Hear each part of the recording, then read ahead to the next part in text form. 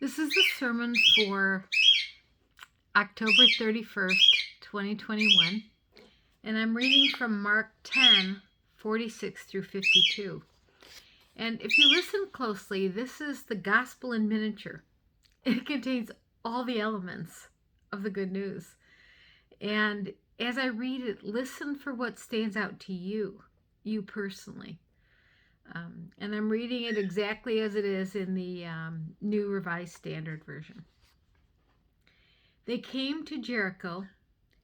As he and his disciples and a large crowd were leaving Jericho, Bartimaeus, son of Timaeus, a blind beggar, was sitting by the roadside. When he heard that it was Jesus of Nazareth, he began to shout out and say, "Jesus, Son of David, have mercy on me." Many sternly ordered him to be quiet, but he cried out even more loudly, "Son of David, have mercy on me." Jesus stood still and said, "Call him here." And they called the blind man, saying to him, "Take heart, get up, he is calling you." So throwing off his cloak, he sprang up and came to Jesus. Then Jesus said to him, "What do you want me to do for you?" The blind man said to him, "My teacher, let me see again." Jesus said to him, "Go, your faith has made you well." Immediately he regained his sight and followed him on the way. May God bless our hearing of this passage. There are many elements in the story that engaged me. It's so hard to pick out what comes first. I really have no idea what comes first in my mind because I've studied it over the years. I wrote a paper on it in seminary because it was just such an amazing passage that I wanted to study it in depth. So here are the elements that engage me, not in any given order.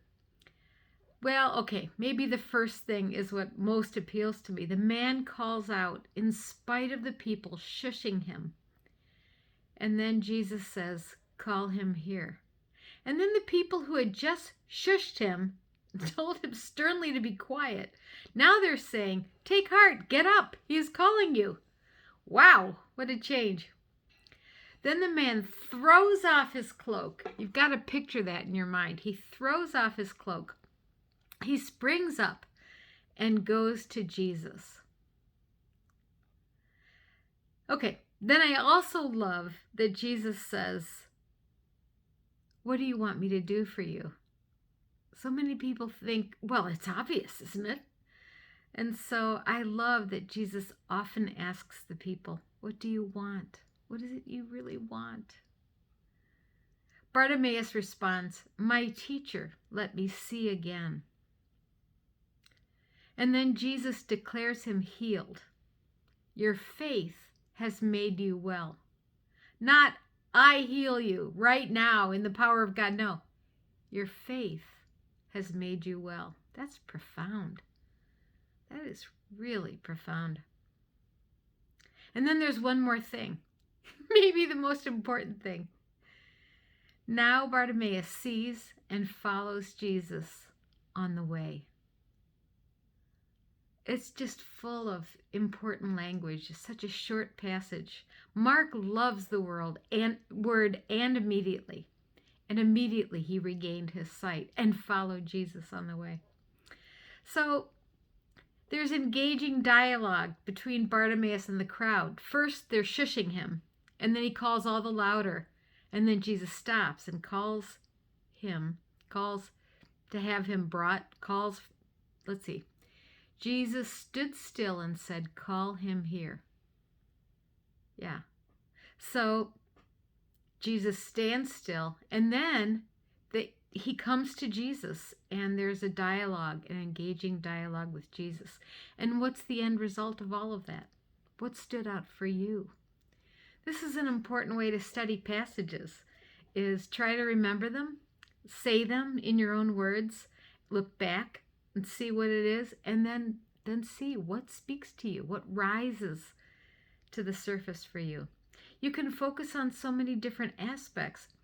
I love that the crowd tells him to be quiet and then get up and go. The master is calling you. Some focus on the man's tenacity. He's not going to let this opportunity pass him by. I almost think he had heard about Jesus and he thought, if ever I get the opportunity, I'm going to take it. And here it was. The crowd's coming. He can hear the crowd. He knows that Jesus is in the crowd because there's people talking, whispering, even shouting about it. And then I love that he shouts all the louder. I've been known for tenacity in my life, even when it would have made more sense to get out of a bad situation and get going. I think I was afraid, and I preferred being in the horrible situation than getting out of it into the unknown. This man went out of his situation into the unknown, an example for all of us. I have two brothers, one older, one younger. But when we were younger, they used to fight a lot. And I didn't often have to step out of the way. I was out of the way as the only girl.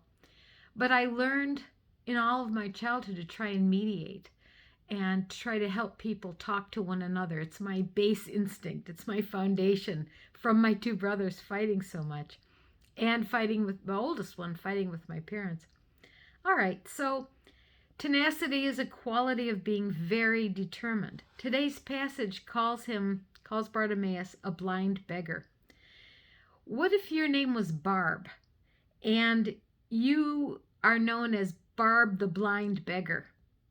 The only way that could be a blessing is if the donations came in because you were known as Barb the blind beggar. In Jesus' day, a blind person had to beg since there weren't the accommodations that we have today. I'm grateful for government laws that make all kinds of things possible for people with physical limitations. There are times that our culture still says, tough luck. If you can't keep up, tough for you. We're okay, so tough for you. My parents called this devil takes the hindmost, or might makes right, or let the hind end drag. I think that came from my father's Irish upbringing. But Jesus doesn't think like that. Jesus doesn't think might makes right, let the hind end drag, or devil take the hindmost. The one thing that we know definitely about Bartimaeus is he had tenacity. He heard Jesus, he heard about Jesus, and then he wanted to hear Jesus in his own knowing. He wanted to know for himself. When his opportunity came, he shouted all the louder. And he isn't the only one that fought to get near the teacher. He isn't the only one that shouted out. Many, many people did. He had tenacity, and he's lifted up as an example for us. And I remember the Gentile woman who engaged in a wisdom dialogue with Jesus, a wisdom contest, and she won. She called out for healing for her daughter, and Jesus responded as a typical Jewish person would. You don't take the children's bread and throw it to the dogs. And she was not put off by that. She said, even the dogs get to eat the crumbs that fall from the children's table. And Jesus said, wow, you have faith. Go your way, your daughter is healed. When have you raised your voice with God to get what you need? Bartimaeus would lay his cloak on the road and collect the coins during the day and cover himself with a cloak at night. He did not get rich from this. The cloak was his winter coat, his collection basket, and his sleeping bag. And so it's symbolic when he throws off the cloak and springs up and goes to Jesus. Bartimaeus heard about Jesus, about his miracles and healings, and Bartimaeus knew that Jesus was coming along the road. This was his chance. Put yourself in Bartimaeus' position. Imagine that. Jesus of Nazareth was in a large crowd with his disciples. A lot of people would be put off by that, not Bartimaeus. In the midst of all the shouting, he adds his voice, Jesus, Son of David, have mercy on me. It's an honoring way. Instead of saying teacher, he says, Jesus, Son of David, have mercy on me. And Bartimaeus didn't hold back. This was his chance. He wasn't going to miss it. But the crowd told him sternly to be quiet. I imagine they said, "Shut up," which I know in my family growing up, I didn't want it said. And with my own kids, I wouldn't allow it to be said. I know other families that don't allow it. But the people said to him, "Be quiet," sternly. That made him cry out all the more. Bartimaeus cried out, "Son of David, have mercy on me." And Jesus stops. Jesus hears him. Somehow, over all the noise of the crowd, Jesus hears him. So, to Jesus, Bartimaeus is precious, and so are you. What are you calling out to Jesus for? Maybe it's on behalf of other people, if it's not for yourself. But I think we start with ourselves. And then, when we receive some healing, we cry out for other people. Bartimaeus hears the magical words, "Call him here." And the crowd says, "Take heart, get up. He's calling you." So he springs up, he throws off his cloak, the only thing he owns, and he gives it up and stands there, vulnerable before Jesus. And then he hears the kindest, most loving, compassionate voice he's ever heard. Jesus says, "What do you want me to do for you?" I was asked this week, what do you need in your life to be truly content, to be fulfilled? My life is really good, but there are a couple things I'm missing, and I need to be able to articulate it. And when I was asked, I couldn't answer. I kept talking about other things. I'd get sidetracked and I'd talk about other things. Like, I don't want to retire. I do love my work. And my friend said, "I'm not asking you, do you want to stop working? I'm not asking you, do you want to retire now or later? No, I'm asking, what do you need in your life?" In a way, she was the voice of Jesus. Articulate what it is that you long for. I learn constantly, and my friend notices that I'm always working and always learning and always striving. And she says, "What is it all for?" And that's a good question. And I don't think I've answered that. I think so long in my life, I've struggled to just live, to just be. And I don't know what I'm working so hard for. I don't know. And so I just said, I love the question. It's a good question. I'm going to work on it. So in a way, if you're asked what it is you want, you could ask that another way. What is your dream? What keeps you from making your dream come true? Is there fear that holds you back? And is the fear rational or irrational? We have three basic fears, and all of our fears fall into these three categories. I'm not enough, I don't belong, and I can't. And so when we look at what the fear is, we can see which of those containers it falls into. Bartimaeus didn't have to think long on what he wanted. "My teacher, let me see again." Bartimaeus didn't want his cloak back. What did he want? He wanted more than just to see. That was a beginning. What did he want after that? Did he want a family? Did he want a regular job? Did he want food? Did he want to be part of the synagogue? What did he want? Did he want the lousy Romans thrown out of the Jewish homeland? That's what many Jewish people wanted, including the disciples. What did he want? I often think of the book "I'll Push You" that we read in Girl Talk, God Talk.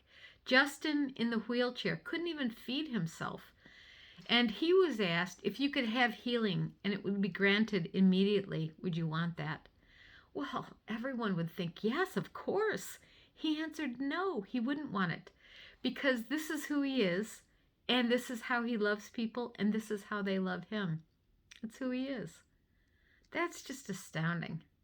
I love learning and reading and trying new things, even though it's scary. And what do I want it all for? I don't learn for its own sake, I don't think. I love to apply the learning that I do.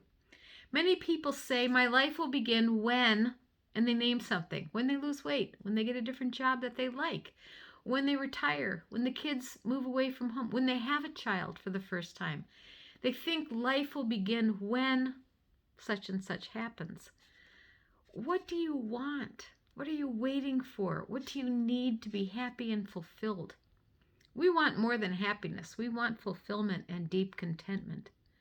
Bartimaeus wanted more than his sight. Jesus said, "Go, your faith has made you well." And then what did he do? He joined Jesus on the way. He became one of the disciples. He got a job. He started working with Jesus. The pay was very uncertain.